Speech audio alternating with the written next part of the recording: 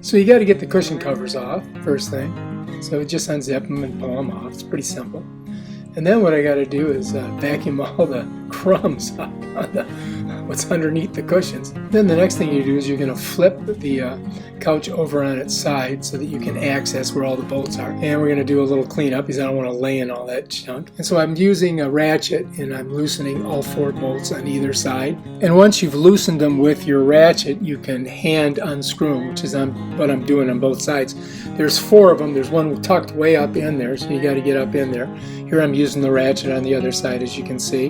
And then I'm going to reach in and I'm just going to unscrew them with my hands. Make sure you don't lose any of these bolts. Once the 4 bolts are removed, the end piece just kind of slides off, and then we can go ahead and pull the Velcro off. So we're just going to work all the way around it, slide it down, then we're going to flip it over and just pull it right off. Comes off pretty easy. And then we do the exact same thing for the other side.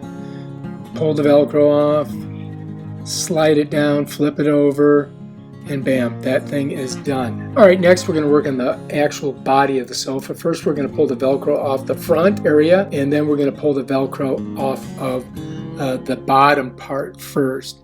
And then I got to flip it over. Once I've done that, I got to go all the way down. I have to lift it up, and she's going to push it under. And then we're going to flip it over, and then we're just going to pull it off. Bam, done.